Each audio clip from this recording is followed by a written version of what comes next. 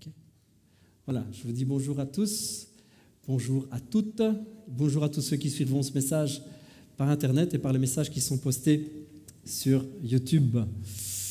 Ce matin, j'ai eu l'occasion d'aller prêcher dans une église, voyez-vous, qui m'a simplement invité parce que justement, ils suivent des messages via Internet. Donc, l'église de Clévrin, je vous fais un gros coucou. Ils m'ont dit que je bougeais beaucoup. Ah, je suis arrivé et le pasteur m'a dit le pupitre, il n'a pas de roulette. Donc, il va falloir rester sur place. Ouh. Ils suivent sur YouTube et c'est un super travail qui est fait, qui permet à certaines personnes de nous connaître et de connaître le cœur que nous avons. Et le frère me disait, plusieurs de l'assemblée me disaient, voilà, ça nous fait du bien, c'est différent, c'est dynamique, ça nous change, ça fait du bien par où ça passe. Alors vraiment, soyez bénis, on pense à tous ceux qui suivent ces messages. Et si vraiment, d'une manière très, très humble, mais si vraiment nous pouvons être utiles d'une manière, d'une autre, si Dieu nous utilise pour vous faire du bien, alors nous sommes vraiment dans la joie. C'est très humblement que nous disons ça, mais si vraiment ce que nous sommes peut toucher, alors merci Jésus, merci Papa, merci Seigneur. Voilà. Alors on avait la joie la semaine dernière d'avoir Philippe Châtre avec nous, et on va reprendre aujourd'hui notre thématique et notre série sur la trace ou sur les traces des héros.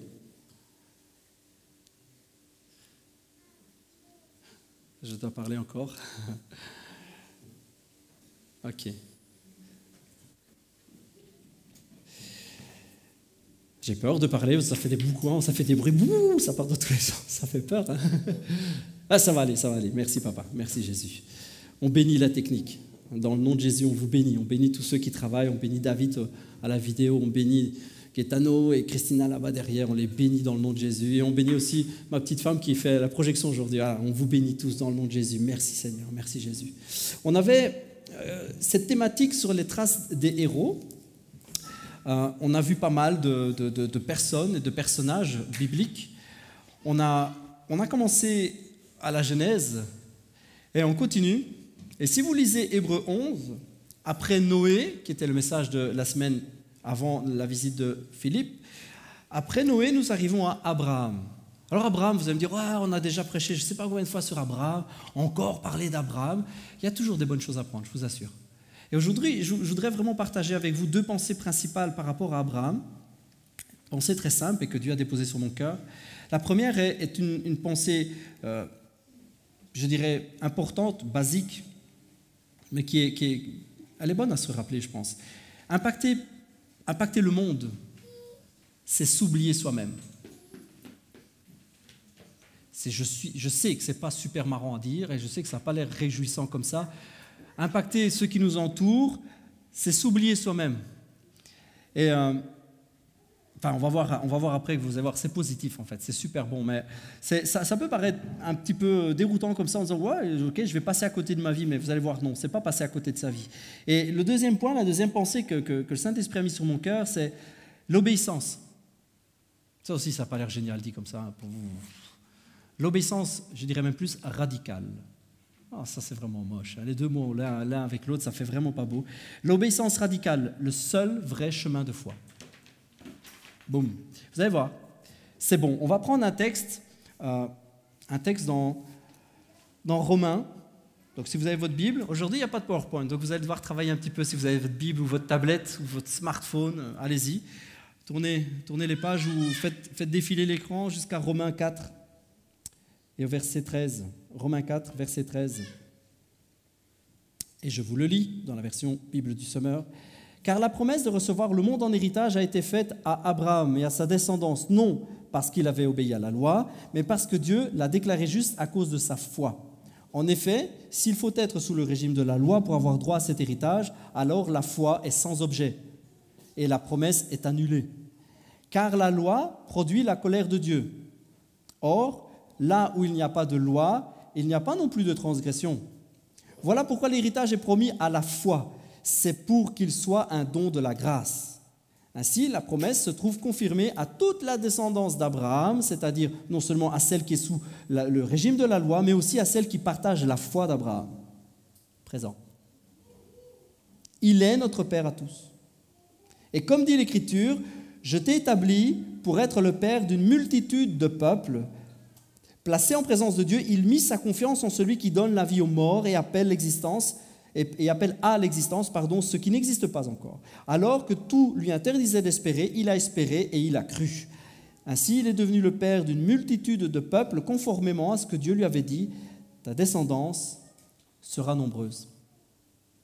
En fait, dans Hébreux 11, on trouve ceci, Abraham a obéi à l'appel de Dieu, qui lui ordonnait de partir pour un pays qu'il devait recevoir plus tard en héritage. Il est parti sans savoir où il allait. Et par la foi, il a séjourné en tant qu'étranger. Il attendait la cité aux fondements inébranlables, dont Dieu lui-même est l'architecte et le constructeur. Par la foi, Abraham a obéi et est parti. Abraham avait reçu une promesse simple. Enfin, simple. Pas très, très compliquée en soi. Dieu lui dit, je vais te bénir. Globalement, c'est simple, hein, c'est pas très compliqué à comprendre. Dieu lui dit, je vais te bénir, mais je vais bénir ta descendance. Je vais bénir ceux qui viendront après toi. Je vais bénir le futur, les nations qui viendront. Et c'est vrai que quelque part, ça peut être presque déroutant pour Abraham, parce que, en gros, pour lui, ça ne change pas grand-chose. Vous voyez ce que je veux dire ? Vous recevez une super promesse, vous recevez une lettre de notaire, et vous ouvrez frénétiquement, parce que vous dites, qu'est-ce que c'est ? Vous avez gagné 128 millions d'euros, héritage de votre arrière-grand-oncle du Canada. Wow, c'est génial ! Et ceci sera pour vos arrière-petits-enfants. Hein ? Vous voyez un petit peu l'idée ? Vous lisez les premiers paragraphes, vous recevez des millions d'euros, wow, c'est génial, mon arrière-grand-oncle est décédé. Bon, ça c'est moins génial, mais tant pis. Hein ? Et Canada, USA, je m'en fous, c'est bon ça. Et ce sera pour vos arrière-petits-enfants. Et moi, je peux pas ? Ah ben voilà. En gros, l'idée de la promesse d'Abraham et de la bénédiction que Dieu lui promet, c'est ça. Je vais te bénir. Je vais te donner, je vais vraiment multiplier toute la bénédiction qui est sur toi. Je vais te donner au-delà de tout ce que tu peux imaginer. Et toutes les nations, tous les peuples futurs, tous ceux qui viendront après toi seront bénis. Mais toi, pars d'où tu es. En fait, c'est un peu déroutant. Mettez-vous à la place d'Abraham, c'est un petit peu déroutant. Abraham est appelé à quitter ce qu'il est, à quitter son confort, à partir. Et l'idée, c'est que les suivants seront bénis. C'est les suivants. Des générations seront bénies, des générations futures. Si on prend la promesse, je vous la lis, c'est dans Genèse 12. Genèse 12 et verset 1. Elle peut s'afficher peut-être. Genèse 12 et verset 1. L'Éternel dit à Abraham, parce qu'à ce moment-là, ce n'était pas Abraham, c'était Abraham, « Va, quitte ton pays, ta famille et la maison de ton père, pour te rendre dans le pays que je t'indiquerai.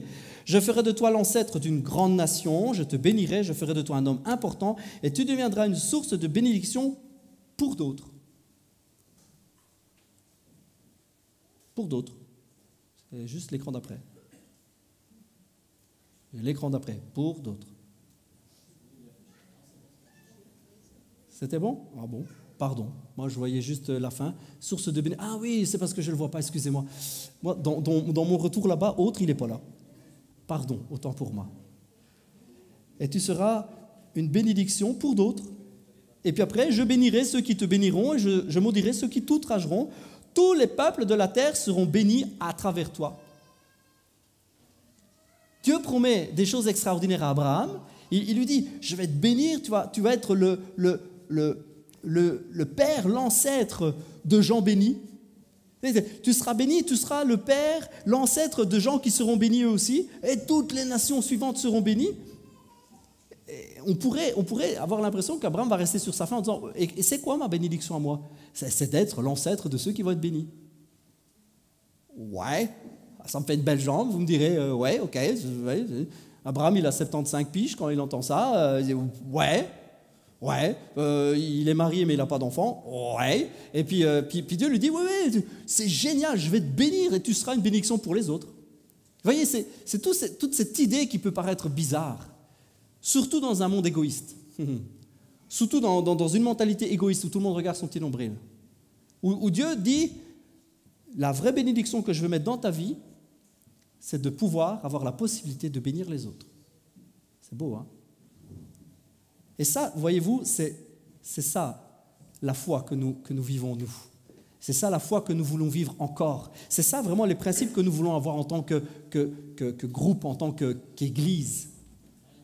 Ce n'est pas être et regarder notre nombril, mais c'est devenir des bénédictions pour d'autres.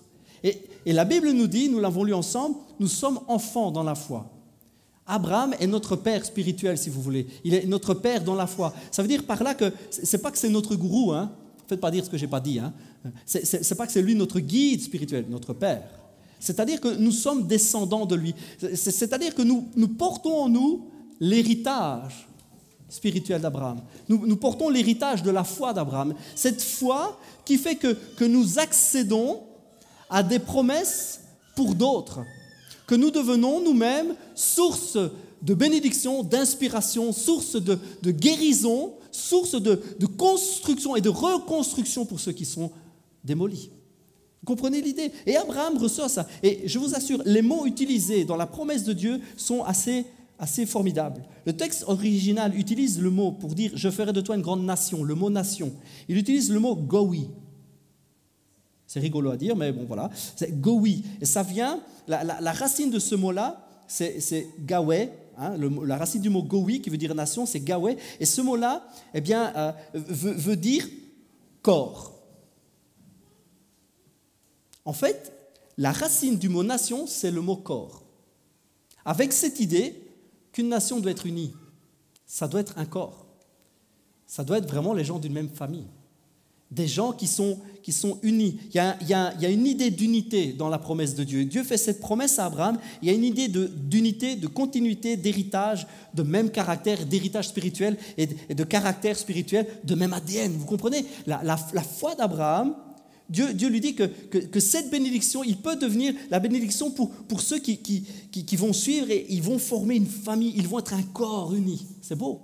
Il y a déjà cette idée d'unité de corps dans la promesse de Dieu. La racine de ce mot est vraiment superbe. Ça veut dire vraiment être ensemble. Et un peu plus tard, quand il dit « tous les peuples seront bénis à travers toi », suivant les traductions, on peut avoir « toutes les familles de la terre seront bénies en toi ». Le mot « famille » ou le mot « peuple », je vais essayer de ne pas le tronquer à la prononciation, mais « mispakao », excusez-moi, « mispakao ». Et dans sa racine, c'est un mot qui veut dire famille ou peuple, et dans sa racine, alors là je vais faire rire peut-être quelques-uns, mais il veut dire nu, tout nu.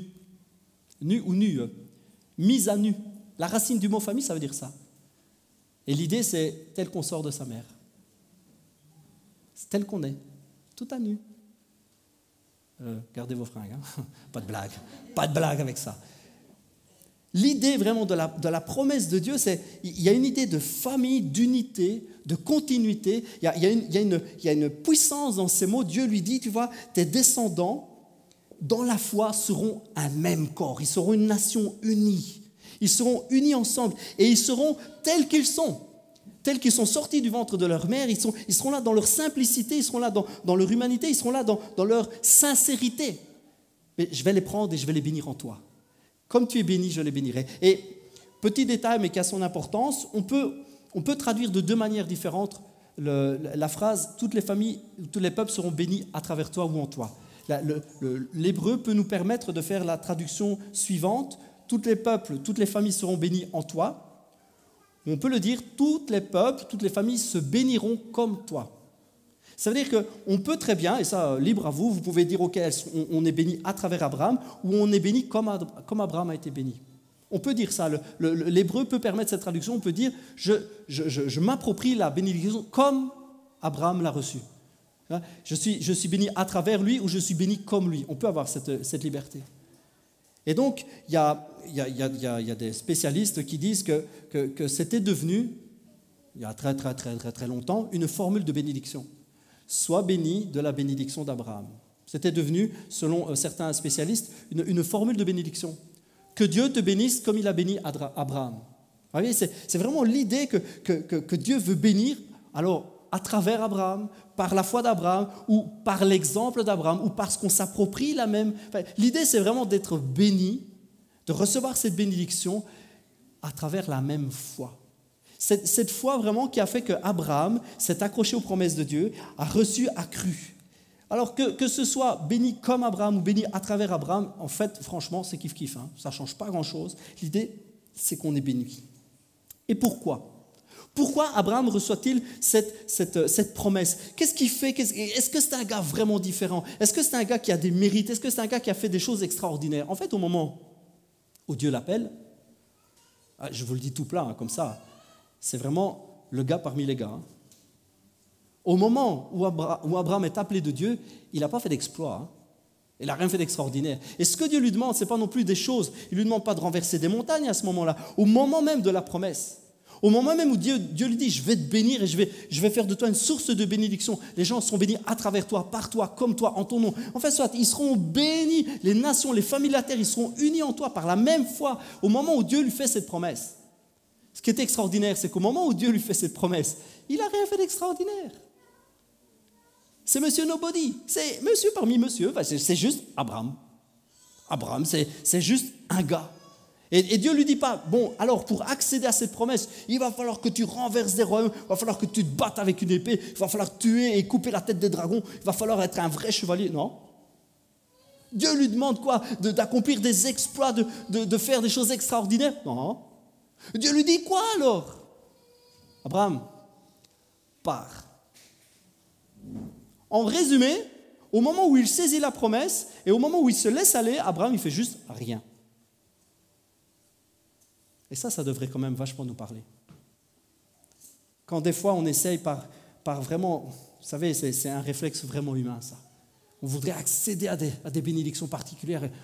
On a l'impression qu'il y a des choses que Dieu donne, puis il y a des choses, comme on dit, il faut s'en emparer. Alors on a l'impression que s'en emparer, c'est des efforts particuliers à faire. Il faut essayer de tendre le bras. Et on a l'impression que ces bénédictions particulières, ouais, c'est la foi, mais c'est quand même la foi qui va chercher, décrocher la lune. Non. C'est la foi, simplement. La foi, vous savez, c'est croire, c'est faire confiance, c'est continuer, c'est espérer, c'est patienter. C'est tout ça, la foi. La foi, c'est un ensemble de choses. C'est croire et continuer à croire. L'idée de la foi, c'est croire en ayant confiance. Et tout ce que demande Dieu à Abraham, pars d'où tu es. Pars d'où tu es. Pour devenir cette source de bénédiction, pars d'où tu es. Et c'est vraiment la première de toutes les leçons qu'on tire de la vie d'Abraham. Je vous le disais, hein, c'est changer le monde, impacter le monde, être une bénédiction pour les générations futures. C'est en premier lieu oublier sa propre vie. Parce qu'en fait, ce que Dieu demande à Abraham, c'est quitter ses repères. C'est quitter sa zone de confort. C'est quitter là où il est bien. Abraham, pour vous donner une idée, c'est vers l'an 1946, après Adam. Vous vous souvenez, il y a 2 semaines, ou 3 semaines, je vous avais fait un super tableau. Alors, je ne l'ai pas dans mon PowerPoint, mais moi je l'ai là. Nananer, moi je l'ai, vous ne l'avez pas. Et Abraham est né en 1946, mais pas après Jésus-Christ, 1946 après Adam. Okay, et pour vous donner une idée, il y a des tas de gens qui sont encore vivants à ce moment-là. Noé est encore vivant. C'est marrant, hein? Je ne sais pas si vous aviez déjà fait ces calculs-là, mais c'est marrant. Noé est mort en l'an 2006. Et Abraham, j'y arriverai, est né en l'an 1946. Donc Noé était encore bien vivant. Et il y avait des tas de gens qui étaient encore bien vivants. On voit qu'après le déluge, eh bien, les années de vie des hommes ont drôlement raccourci. Hein. Tout d'un coup, alors qu'on avait un Métuséla ou un Mathusalem qui a vécu 969 ans, toutes les années après, Noé c'est 950, Sem 600, Arpachad 438, Sheila 433, Héber 464, Péleg 239 ans, Réou 239 ans aussi, Sérou 230, Nahor 148, Téra ou Térak, le père d'Abraham, 205. Et ça a drôlement diminué. Hein. Et l'âge auquel ils avaient des enfants a drôlement diminué aussi. Au début, les hommes avaient des enfants à 100, 130 ans. Et puis là, on voit pour toute la série qui suit, comme Sheila, Héber, Péleg, etc., vous voyez, c'est chaque fois une trentaine d'années. Ils sont devenus papa un peu plus tard que moi, en fait. Voilà. J'ai eu mon premier bébé plus jeune que ça. Donc, vraiment, on voit que les choses ont changé. Et ce qui est assez étonnant, c'est de voir que Noé est encore vivant, par exemple. Donc, Abraham, Dieu lui demande juste de quitter sa zone de confort, de quitter là où il est. En gros, Abraham, oublie ta vie. Oublie tes centres d'intérêt, oublie ta zone de confort. Viens et suis-moi. Et vraiment, l'idée, c'est pars et je te dirai en chemin où il faut aller. Ok, tu mets chargé le GPS, ben, je te donnerai l'adresse plus tard. Donc tu vas droit, tu pars par là. Il lui dit la région, il dit Canaan, tu quittes la région d'où tu es et tu vas vers Canaan, mais exactement, on verra en chemin. Les détails de la route, je te les donnerai plus tard. C'est juste vraiment cette idée de fais-moi confiance.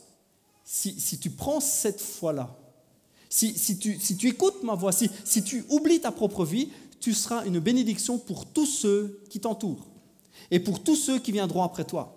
C'est très fort ce que Dieu dit à Abraham à ce moment-là. Il lui dit, vas-y, pars. Alors, Abraham est parti. Au début, eh bien, il était dans la région de Our en Chaldée, ou de Ur en Chaldée. Alors, Ur en Chaldée, c'est l'Irak actuel, en fait. Donc, si on regarde, en fait, Ur, c'est vraiment tout en bas, c'est près du Koweït, c'est tout en bas, et c'est près des fleuves, en fait. Vous avez le Tigre, vous avez l'Euphrate, et vraiment, ces fleuves se rejoignent à un endroit, et vous avez Our qui est là tout près. Et c'est en Irak. Donc, en fait, Abraham est un Irakien. Ah, ça ne fera peut-être pas plaisir à certains, mais c'est vraiment la vérité. Nous, on aime bien les Irakiens aussi. On n'a pas de stress avec ça. Abraham était un Irakien. Ben, pas, à l'époque, ça ne s'appelait pas évidemment l'Irak. Alors, ouais, vous me direz, d'accord, ouais, il a quitté son confort, mais entre-temps, quand même, entre Noé et lui, il y a eu Babel et tout ça, donc les gens s'étaient disputés, étaient partis, etc. Oui, c'est vrai. Entre Noé et lui, ouais, d'accord, les gens ont été dispersés, c'est vrai. Mais, malgré tout, il quitte sa zone de confort, l'endroit où il est habitué de vivre. Et premièrement, c'est vrai, il quitte Ur en Chaldée et va se retrouver à Haran ou Charan, selon les traductions. Et là, il va s'installer avec son papa. La Bible nous dit qu'ils sont partis de Ur en Chaldée et vont s'installer à Haran, à Charan. Et si vous pouviez, c'est malheureux que je n'ai pas la carte, mais si vous pouviez voir, en fait, le voyage d'Abraham, il suit simplement l'Euphrate, il suit le fleuve, c'est logique. Il remonte avec le fleuve parce qu'ils ont besoin d'eau pour leurs moutons, pour leurs chameaux, pour leurs animaux, etc. Ils ont besoin d'eau pour eux aussi. Et donc, ils montent et ils vont se positionner vraiment au-dessus à Haran, Charan. Et ça fait partie du croissant fertile comme ça. J'aurai l'occasion de vous montrer une carte la semaine prochaine où vraiment on voit qu'ils remontent. Et je me suis posé la question, quand même c'est bizarre, pourquoi ils vont à Charan? Pourquoi ils vont là-bas? Charan est vraiment très très haut, hein. C'est vraiment tout au-dessus. On a passé la Syrie, on est vraiment tout au-dessus, on a passé l'Euphrate, on est vraiment très très haut. Il est monté très haut pour redescendre. Et vous savez ce qui est comique? C'est que Haran, alors moi je trouve ça comique, vous avez peut-être trouvé ça pas comique trop, mais Haran est pas si loin que ça du mont Ararat. C'est pas hyper loin. Bon, il faut quelques jours pour y aller, hein. Mais en fait, c'est au début de la zone montagneuse. Ararat, vous savez c'est quoi? C'est l'endroit où l'arche de Noé s'est arrêtée. Et en fait, moi, je lis ça, franchement, ça m'avait jamais frappé avant cette semaine. Je lis ça et je me dis, c'est dingue. C'est comme si c'était un peu un retour aux sources. Parce que c'est de là que tout a recommencé. La Bible nous dit que c'est de la postérité de Noé que toute la terre s'est repeuplée. Ah ouais, ils se sont arrêtés au mont Ararat parce que l'arche s'est arrêtée là, c'est la Turquie, hein, donc vous avez la Turquie, c'est le bas de la Turquie, et ils se sont arrêtés là, et puis si vous continuez, vous descendez, ben vous arrivez, il y a l'Euphrate, etc., le Tigre qui vient après, vous êtes en bas, à Our, et puis vous remontez, et Charan n'est pas si loin que ça. Bon, c'est pas 10 km, hein, on est d'accord, c'est quand même pas si loin. C'est pas trop loin, c'est pas trop éloigné. Et je me dis, tiens, c'est marrant, ils sont remontés comme un retour aux sources. Est-ce qu'il y avait encore des familles qui habitaient là? Est-ce que Noé habitait là? J'en sais rien, hein. J'en sais rien du tout, moi. C'est pas noté. Mais ça m'a quand même fait réfléchir. Et ce qui est quand même bon à noter, c'est qu'en fait, Térak, le père d'Abraham, à ce moment-là, donc ils partent ensemble, ils partent aussi avec Lot, son neveu, et ils partent ensemble, ils montent et ils s'arrêtent à Charan. Il s'arrête à Charan. Et la Bible nous dit que Térak va mourir là. Il s'arrête à Charan et Térak va mourir là. Et on pourrait vraiment penser, et ça aussi c'est intéressant de voir, on pourrait penser qu'Abraham a attendu que son père meure pour partir. Qui pense ça? Vous avez le droit de le penser, hein? Non. En fait, si on fait les calculs, Térak ou Téra est mort en 2081. Abraham est parti en 2021. En fait, on lit le passage et on nous dit Térak mourut là à Haran ou à Charan. Et puis l'étape d'après, on lit au passage d'après, Abraham partit de Charan et hop, il va pour Canaan. On a l'impression que c'est chronologique. En fait, non. Non, en fait, le père d'Abraham s'est installé là. C'était sans doute un endroit très bien pour vivre. C'est proche de... Je ne sais pas, moi, ça m'a interpellé. Alors, je n'ai pas de preuve de ça. Je ne sais pas vous dire que c'est pour ça, mais ça m'a interpellé. Ils sont proches de là où l'arche s'est arrêtée. Ils ne sont pas si loin que ça. Ça doit être une région où tout a recommencé. Ça doit être vraiment les bases. On a l'impression qu'ils sont retournés aux sources. Ils sont retournés là où tout a recommencé. Je ne sais pas, j'ai ce sentiment-là. Et le père, en tout cas, d'Abraham a voulu s'arrêter là. Alors, ce qui est marrant, c'est aussi de regarder la signification des mots. Je sais que je vous ennuie avec tout ça, mais c'est marrant de voir que Haran ou Charan, le nom de la ville, de l'endroit, veut dire desséché, brûlé. C'est là où ça ne pousse pas. Et que Canaan veut dire richesse, abondance. Marrant. En fait, il s'arrête à un endroit qui symboliquement est appelé desséché, pas de fruits, qui ne porte rien. Et pourtant, sur une carte, c'est super vert. Ça, c'est comique aussi. C'est super vert parce que ça fait vraiment partie du croissant fertile. Vous avez vraiment les fleuves qui sont là. C'est un endroit plein de vie. Mais il est appelé desséché, brûlé par le feu. Et Térak, sans doute, l'endroit était bon pour vivre. Et le père d'Abraham s'arrête là. Mais vous voyez, l'appel de Dieu sur Abraham, c'est « Vas-y, pars d'où tu es ». Avec cette idée, oublie ta propre vie, Abraham. C'est fort. Pourquoi j'insiste autant là-dessus? Parce que vous voyez, ce n'est pas que notre vie n'a pas de valeur devant Dieu, certainement pas. Ne faites pas dire ce que je n'ai pas dit, d'accord? Notre vie a de la valeur devant Dieu. Et Dieu aime et prend beaucoup de plaisir à nous faire du bien. Vous êtes d'accord avec ça? Dieu aime nous faire du bien. Et oublier sa vie ne veut pas dire qu'on sera tous des romanos et qu'on vivra dehors et qu'on vivra en guenilles, qu'on sera sale. Ce n'est pas ça que ça veut dire. Oublier sa propre vie, c'est pour ça que j'insiste et que je vous explique, voilà, le père, il est resté là, etc. Oublier sa propre vie, c'est juste laisser ses désirs humains ou ses projets humains, c'est abandonner tout cela pour les projets de Dieu. L'idée d'abandonner sa vie, c'est pas « je ne pourrai plus jamais me faire plaisir ». Ah, servir Dieu ou suivre l'appel de Dieu, on pourra plus jamais s'acheter la voiture qu'on aime bien. Oh, quelle horreur, ça va être moche. On ne pourra plus se payer de GSM. Ah, quelle vie pourrie. Oh, on ne pourra plus partir en vacances. Ce n'est pas ça que je suis en train de vous dire. Et ce n'est pas ça du tout qui s'est passé pour Abraham. L'idée de l'appel d'Abraham, voyez-vous, c'est « Ok, tu avais des projets peut-être de vie. Ton papa était installé là, vous aviez remonté le fleuve. C'est peut-être un retour aux sources. La vie était peut-être super belle à Charan ou à Haran. La vie était peut-être géniale, mais Dieu entend l'appel de la voix de Dieu. Il entend l'appel sur sa vie qui lui dit « Si tu oublies tes propres projets, si tu mets tes propres projets de vie de côté, c'est pas que tu vivras dehors dans la rue, ça n'a rien à voir, mais si tu mets tes propres ambitions de côté, tes propres projets de côté, si au lieu de regarder à ton propre futur, à ton propre bien-être en tant que prospérité, si tu oublies tes propres projets et que tu mets tes regards dans mes projets à moi, tu vas devenir une source de bénédiction pour tous ceux qui t'entourent. Tu vas devenir une source de bénédiction pour les générations à venir. C'est ça l'appel d'Abraham. Bénir le monde qui nous entoure, devenir une source de bénédiction, changer le monde, impacter les vies, c'est oublier en premier lieu la sienne, sa propre vie. Et oui, vous aurez encore le droit de partir en vacances, ne vous inquiétez pas. Vous aurez encore le droit de vous payer un téléphone et les fringues que vous aimez. Ah, ça n'a rien à voir avec ça.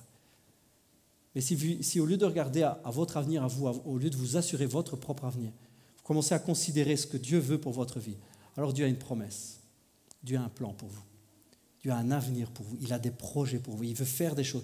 Et ces projets qu'il a pour vous seront toujours orientés vers le bonheur de ceux qui vous entourent. Les promesses de Dieu sur notre vie seront toujours pour nous pousser à quitter notre zone de confort, quitter nos propres projets et nous ouvrir aux autres. Ça, c'est la première des leçons que nous trouvons dans la vie d'Abraham. Et la deuxième leçon que nous trouvons, c'est que ça demande une obéissance radicale. Ça fait mal par où ça passe, on a l'impression que c'est moche, l'obéissance radicale, ça veut dire qu'on va devoir vraiment se forcer, que c'est dur, la vie chrétienne, je le savais, ça fait des mois qui prêchent le bonheur, mais en fait, non. Si l'obéissance radicale, ce n'est pas quelque chose d'horrible, ce n'est pas quelque chose d'insupportable, et ce n'est pas non plus 8 millions de règles. Ça n'a rien à voir avec la loi mosaïque, ce n'est pas ça l'obéissance radicale. Ce n'est pas le fait de ne plus rien avoir le droit de faire, de penser, on ne peut plus s'habiller comme on veut, on peut plus faire ce qu'on veut, on ne peut plus, c'est terrible, quelle restriction l'Église. Non, c'est une vraie prison l'Église. Non, ce n'est pas ça l'obéissance radicale. Rappelez-vous et réfléchissez à ça, Abraham est combien d'années ou de centaines d'années avant la loi? Et bien avant. Ça n'a rien à voir avec les lois. Ça n'a rien à voir avec des règles ou des obligations. Ça a à voir avec le fait d'entendre la voix de Dieu et d'y répondre. Ça a à voir avec le fait d'entendre l'appel de Dieu et d'y répondre. Quand Dieu dit « quitte ta zone de confort, pars d'où tu es, vas-y », c'est ça l'obéissance radicale. Ça prend juste ça. Tu veux que j'y aille? Bah oui que je veux que tu y ailles. Tu veux vraiment que j'y aille? Oui, je veux vraiment que tu y ailles. Ouais, mais tu veux vraiment que tu y ailles? Oui, arrête de me poser la question, loulou. Tu veux y aller ou pas? Alors oui, j'irai. Imaginez Abraham dire à son père, papa, j'ai une bonne et une mauvaise nouvelle. Ah, vas-y, commence par la mauvaise. Non, je commence par la bonne. La bonne, c'est que je vais très bien. Je vais bien, la famille va bien, tout va bien, les chèvres, les bédos. Ça se passe bien. Ben, c'est quoi alors la mauvaise? Je m'en vais. Mettez-vous dans ces baskets 2 secondes. Mettez-vous à la place d'Abraham à ce moment-là. Tu t'en vas? Tu t'en vas pourquoi, Abraham? On n'est pas bien là. On est en famille, on est ensemble, il y a ton neveu. Il y a déjà ton frangin qui est décédé malheureusement parce que le père de Lot était décédé. C'est bien pour ça que Lot d'ailleurs s'est attaché à Abraham et est parti avec lui. C'est parce que son papa était décédé. La Bible fait cette note et dit que le père Aaron, il s'appelle d'ailleurs justement Aaron, ou Haran, est mort du vivant de Térak. Il est mort.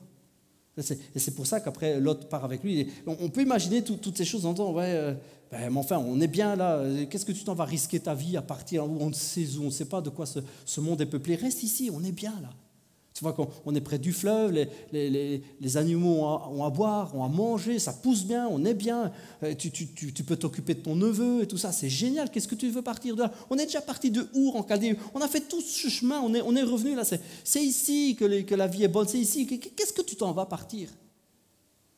Je le sens à l'intérieur, papa. Tu sens à l'intérieur. Tu as une preuve, tu as reçu un email, tu as reçu un texto, je ne sais pas moi, dis-moi, c'est concret ton truc? Je le sens. Je le sens, je l'entends dans mon cœur, j'entends cette voix, j'entends Dieu qui me parle. Je vous rappelle, on a vu ça les semaines précédentes, je vous rappelle que cette génération, les générations qui ont suivi le déluge, et même un peu avant le déluge, ils parlaient de Dieu, priaient Dieu, ils avaient des prières, ils avaient des récitations, on l'a vu ensemble, je ne sais pas si vous vous souvenez, mais, et même après le déluge, on voit qu'ils donnent des noms symboliques à leurs enfants. C'était déjà le cas avec Noé. Le nom de Noé, c'est consolation.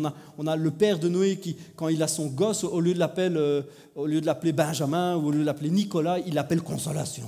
Parce que leur vie est dure, parce que leur vie est pas terrible. Et il dit, ouais, on sera peut-être consolé avec Noé. Il ne s'attendait pas à ce qu'il y ait un déluge à ce moment-là. Hein. On sera consolé avec Noé de tout ce travail pénible et de ce que Dieu a maudit la terre. On voit qu'il parle de Dieu sans le connaître. Vous vous souvenez, on a vu tout ça. On voit que et génération après génération, ils sont croyants, mais n'ont pas de relation avec Dieu. Ils sont en religieux, ils sont pris.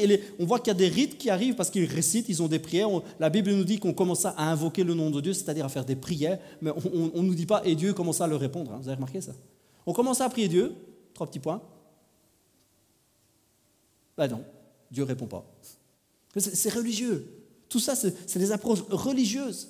Et puis les générations passent, un Noé arrive, un Noé passe à travers le déluge, il est réchappé de tout ça, il sort, il est protégé, sa famille, et puis on voit un Noé qui, lui, il écoute Dieu, il écoute la voix de Dieu, mais les générations se succèdent et de nouveau, les gens s'éloignent, ne suivent pas, ne s'attachent pas à Dieu. Et parmi toute cette génération, parmi tous ces gens qui, très symboliquement, parlent de Dieu, ont le mot Dieu sur leurs lèvres, ont des noms qui a le mot Dieu, même moi, mon prénom comporte le mot Dieu, Miguel, Michael. Le Hel, ça veut dire Dieu, éternel.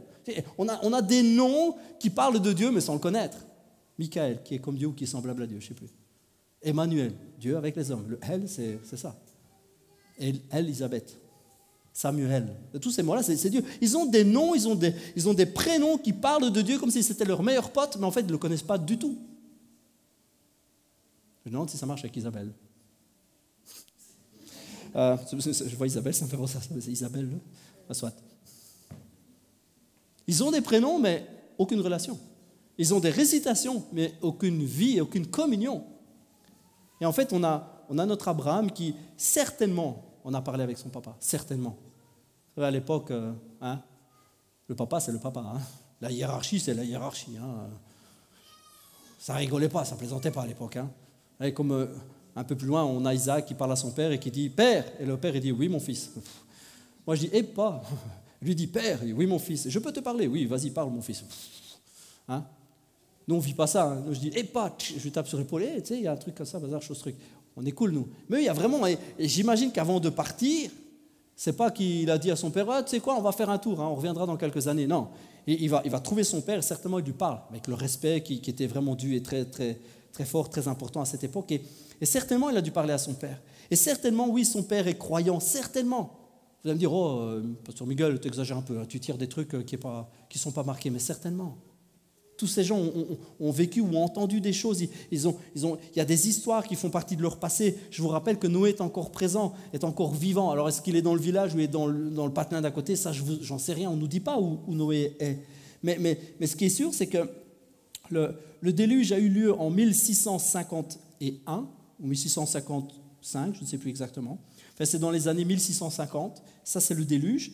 Et il part en 2020. Alors pour nous, vous dites, punaise, attends, c'est quand même 350 ans, presque 400 ans après, hein, ça fait longtemps qu'on a oublié. Mais pas à cette époque-là. Hein. Pas à cette époque-là. Les gens vivaient vachement plus longtemps. Hein. Et je vous rappelle que, en fait, là, pardon, au début, ils avaient encore 600 ans d'existence, puis 400, puis 230, 240 ans. Donc il y en a encore des tas qui étaient vivants. Hein. C'était encore dans les mémoires collectives, vous voyez, c'était encore bien présent. Il y avait des enfants qui étaient encore bien présents et qui pouvaient attester. Des personnes comme, je regarde ici, Sem était encore vivant. L'enfant de Noé était encore vivant. Pardon, excuse-moi.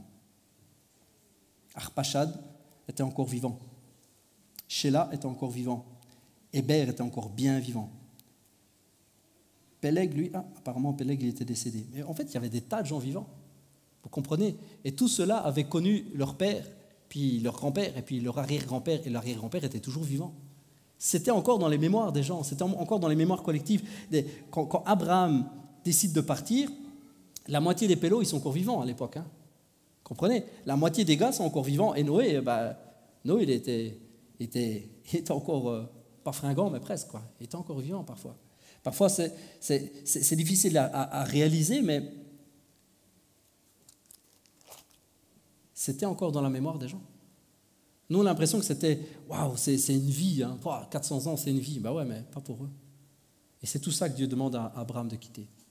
Quitte ton confort, quitte ce que tu connais, quitte ta zone de sécurité.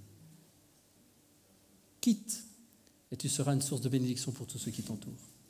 Et ça demande une obéissance radicale. Ça demande un oui franc. Ça demande un oui engagé. Ça demande un oui, je te suivrai. Oui, j'irai. Pourquoi Dieu demande cela à Abraham? Je me suis posé la question, je dis, pourquoi, Saint-Esprit, pourquoi tu demandes ça à Abraham? Pourquoi tu lui demandes de quitter tous ses repères, tout ce qu'il connaît? La réponse est très simple. Parce que Dieu voulait recommencer tout à neuf. Dieu veut recommencer quelque chose. Pourquoi quitter? Pourquoi ne pouvait-il pas rester là? Dieu veut recommencer quelque chose. Dieu essaye toujours de recommencer. Est-ce que ce n'est pas juste extraordinaire, c'est époustouflant? Le nombre de fois où la Bible nous explique que c'était arrivé à un moment où vraiment c'était insupportable, ce monde était juste pourri. Et puis Dieu recommence. Et puis quelques années après, c'est de nouveau tout pourri. Et puis la Bible nous dit, Dieu recommence. Et c'est ce qui se passe avec Abraham. Il dit, vas-y, pars d'où tu es. Mais c'est tout ce que je connais, moi. Ben justement, c'est ça l'idée. Quitte ce que tu connais pour que je puisse t'apprendre de nouvelles choses. Quitte ce que tu as toujours entendu, ce que tu as toujours connu. Quitte et laisse tes repères pour que je puisse te donner des nouveaux repères. Quitte ce qui te rassure pour que je puisse devenir ce qui te rassure. Quitte ce qui te met en sécurité pour que je puisse devenir ta sécurité. Voilà ce qu'il dit Abraham. Va, je te dirai même en chemin où tu iras. Je pars où? Je te dirai en chemin. Je vais être ton guide. C'est pas qu'il lui file une carte toute faite avec tous les points à visiter importants. C'est comme un voyage intéressant qu'on pourrait organiser. Voilà, je vais aller voir le Grand Canyon et puis je vais aller voir la Grande Muraille et puis on va faire le tour du monde comme ça. C'est génial avec tous les points intéressants. Non, Dieu ne lui dit pas, voilà, il faudra que tu passes là, là, là. Il dit, va, je serai ton GPS. C'est moi. Tu apprendras à écouter et à reconnaître ma voix. Va, fais-moi confiance. Ouais, mais j'ai jamais connu ça. C'est justement l'idée, Abraham. Je veux que tu repartes à neuf. Je veux que tu partes avec rien du tout. Je veux que tu y ailles et que tu apprennes à me faire confiance. L'obéissance radicale. J'entends ta voix et j'y vais. Alors la vraie question, parce qu'il y a toujours une vraie question, c'est et nous? Parce que là, voilà la vraie question. Et nous? Nous sommes enfants dans la foi. Par rapport à Abraham, nous sommes enfants dans la foi. Par rapport à son appel, nous sommes enfants dans la foi. Par rapport à sa démarche, nous sommes enfants dans la foi. Par rapport à l'appel que Dieu a sur sa vie, à quitter sa zone de confort, nous sommes enfants dans la foi. Et par rapport à l'obéissance radicale, nous sommes enfants dans la foi. Ça veut dire que c'est ce que Dieu nous demande, nous aussi. Je ne suis pas en train de vous prêcher du légalisme, hein. Rassurez-vous, n'ayez pas les poils qui se hérissent. Je ne suis pas en train de vous dire « Ah, ça va être dur, ça va être compliqué ». Je suis en train de vous dire, ça demande de l'engagement. Ça demande de la persévérance. Ça demande de la foi. Et ça demande une obéissance radicale. La question est, est-ce que nous voulons être une bénédiction pour ceux qui nous entourent? Voilà la vraie question. La vraie question, c'est, est-ce que tu veux être une bénédiction, pas vraiment pour toi-même, mais pour les générations qui suivent? Je lisais dans un livre de Bill Johnson qui parle de l'héritage, ça m'a vraiment parlé. Il explique qu'il voit sa vie non pas comme sa vie, mais comme sa vie et l'avenir de ses enfants et de ses petits-enfants. Il ne voit pas sa vie sur lui, mais sur les générations qui suivent. Il dit dans ce bouquin que si on vit juste pour soi-même, on n'a rien compris. Si on vit juste pour « je dois être sauvé », on n'a rien compris. Le salut est offert, nous sommes sauvés par grâce, c'est acquis, yeah, c'est acquis, yeah. On ne doit plus rien faire par rapport à ça, on ne doit plus rien faire. Ce qu'il faut juste, ce n'est pas lâcher la foi. On n'a rien à faire d'autre. Ce qu'il faut, c'est juste continuer à croire. Et tant qu'on croit, c'est actif, tant qu'on croit, c'est bon. Et nos erreurs, et Dieu passe au-dessus, et puis il nous pardonne, et puis il nous change, il nous transforme. Ça, c'est son job. Nous, notre travail par rapport à ça, notre cœur par rapport à ça, c'est rester attaché à lui. Continuer à croire et continuer à dire « Je veux de toi, je veux croire en ton nom, et je te fais confiance ». Mais si nous vivons que pour ça, nous loupons tout. Parce que nous sommes enfants dans la foi d'un homme qui a tout quitté pour nous, en partie. Ça fait bizarre de dire ça, vous ne trouvez pas? Que l'appel d'Abraham, c'était tout quitter pour que nous soyons bénis. C'est fort, hein? Pourtant, c'est la réalité. Ce n'est pas lui qui nous a sauvés, hein? Je n'ai pas dit ça. Hein? Mais nous sommes enfants dans la foi. Ça veut dire que nous avons quelque part, dans notre ADN, dans notre héritage génétique, dans tout ce qui peut être sur nous, dans la foi, nous avons cette possibilité de vivre les mêmes choses que lui. Nous sommes appelés à vivre les mêmes choses, à être des sources de bénédiction. Et Pasteur Bill Johnson explique ça. Il dit, je vis pour que ma vie soit le tremplin pour mes enfants et mes petits-enfants. Ma vie, mon sol, le sol sur lequel je suis et moi je grandis. Mais mes épaules doivent devenir le sol de mes enfants, parce qu'ils vont commencer sur mes bases à moi. Et puis mes petits-enfants commenceront sur les bases de leurs parents. Vous voyez, l'idée, c'est d'être le support, d'être la bénédiction pour ceux qui suivent. Moi, je me suis pris une grande claque, je vous avoue. Je vais inviter l'équipe de louange à s'approcher, on va s'arrêter là. Je me suis pris une grande claque le jour où j'ai compris ça. Parce que, vous voyez, j'ai fait des songes, j'ai fait des rêves, j'ai vu des choses, j'ai vu Dieu qui me montrait des tas de bénédictions, qui me montrait tellement de belles choses. Et j'étais là, j'étais vraiment comme une puce. J'étais, waouh, c'est géant, papa, ce que tu montres. Waouh, waouh, waouh. Et puis je lis, tu dois bâtir pour les générations suivantes. Et là, je me suis pris une claque monumentale. Et je me suis dit, quoi, ça veut dire qu'il y a des choses que je ne vais pas vivre alors? Des bénédictions que tu m'as promises que je ne vais pas vivre? Vous voyez comment on vit pour soi. Et là, je me suis rendu compte que je vivais pour voir les choses que Dieu m'avait promises. Et ça, c'est une grosse claque. Parce que du coup, j'ai pris conscience, parce que je dis, mais c'est pas ça la vie chrétienne. La vie chrétienne, c'est pas vivre pour voir les choses que Dieu me promet. C'est pour devenir une bénédiction et que les choses, si c'est dans ma vie, yes. Si c'est pas dans ma vie, yes. Ce sera pour les suivants. Notre vie doit être source de bénédiction. Et que ce soit dans notre vie, de notre vivant, ou que ce soit dans les générations qui viennent, notre cœur, notre vie, c'est de voir ce monde changer. Dans le nom de Jésus, c'est de voir nos enfants embrasser cette foi. Vivre cette liberté de l'esprit. Moi, je prends un tel plaisir aujourd'hui à voir mes enfants vivre ça. Vivre la liberté, vivre la joie, vivre l'espérance, vivre et commencer à vivre des dons du Saint-Esprit. C'est ça, la vraie vie. Notre vie ne s'arrête pas à notre mort. Nous commençons à vivre la vraie vie et nous prenons conscience que nous sommes dans un processus, nous sommes dans une transformation et c'est tout un processus et ça prendra notre vie et puis ça sera après et puis ça continuera et nous serons bénédiction et source de bénédiction. Voilà l'appel d'Abraham. La véritable question c'est, est-ce que nous voulons être source de bénédiction? Si nous voulons être source de bénédiction pour Soigny, pour là où nous habitons, pour notre rue, pour notre patelin, pour notre Belgique, pour notre Europe et pour notre monde, si nous voulons devenir source de bénédiction, et ça c'est un héros de la foi qui nous l'apprend, si nous voulons vivre cela, la première chose c'est oublier notre propre existence. Je te donne ma vie. Je me donne à toi. Je ne vivrai plus pour moi. Je ne vivrai plus pour les 30, 40, 50 années qui me restent, 10, 5, on s'en fout. Je vivrai au regard de l'éternité. Je vivrai pour les générations futures. Je vivrai pour qu'ils connaissent la joie de te connaître. Je vivrai pour que l'Église soit belle. Ça dépasse ma vie. Ça dépasse mes années. Je vivrai pour toi, je vivrai pour eux. Ça demande une obéissance radicale. J'irai. J'oublierai qui je suis. Je me retrouverai en toi. Je retrouverai mon existence en toi et j'irai. Je quitterai ma zone de confort.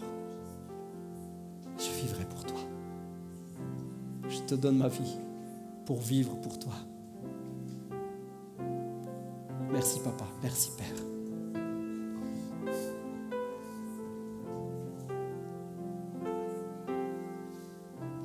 Et au moment même où je le dis, je suis submergé dans mon cœur par la paix, par la joie. Parce que je sais que tu as préparé des choses extraordinaires. Non seulement pour nous, mais pour les générations futures. Tu as préparé des réveils, tu as préparé l'onction du Saint-Esprit, tu as préparé tellement de bonnes choses. Je ne veux pas regarder à moi-même, papa. Je ne veux pas regarder à mon existence. Je ne veux pas regarder aux années qui me restent. Je vais juste regarder au regard et je veux regarder par rapport à la perspective de l'éternité. Et je veux m'engager dans cette bénédiction. Je veux m'engager à être source de bénédiction pour ceux qui m'entourent et pour les générations futures et pour celles qui suivront. Oh, alléluia. Je te suivrai, papa. J'entendrai ton appel. J'aurai une obéissance radicale. Sans réserve, je me donnerai à 100%. Ma vie est à toi, je te donne ma vie. Je vivrai pour toi. Est-ce qu'on peut chanter ensemble ce chant qui dit « Je te donne mon cœur » ? Mais, s'il vous plaît, chantez-le avec, si c'est votre désir, chantez-le avec cet appel d'Abraham, cette vision en disant « Je te donne ma vie pour les générations futures. Je te donne mon cœur. » Alors très symboliquement, voyez-vous, c'est ma fille qui va chanter. C'est les générations d'après.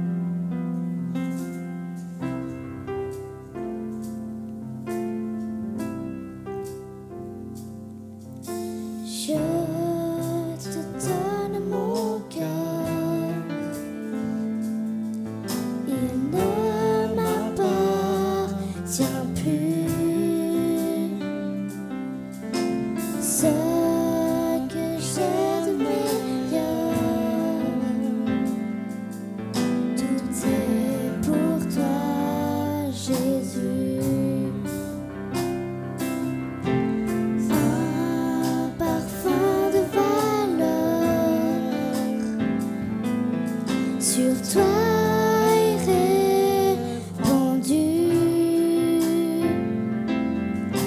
C'est l'offrande de mon cœur.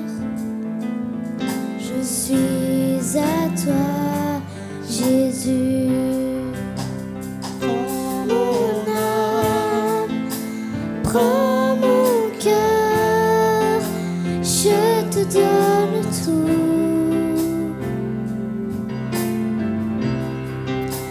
Prends ma vie, me voici, je te donne tout.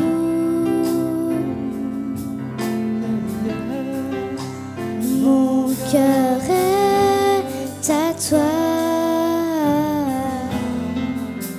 tout à toi.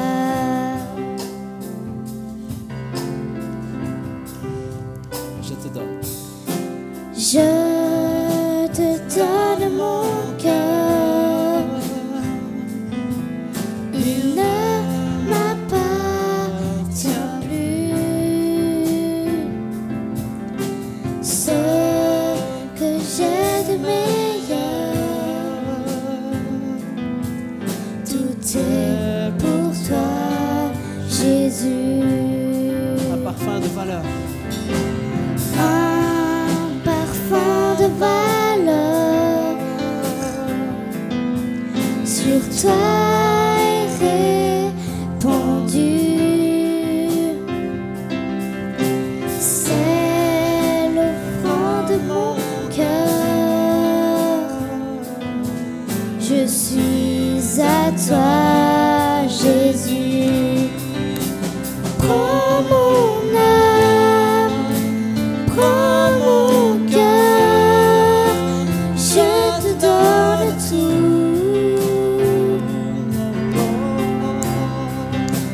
Prends ma vie, me voici, je te donne tout.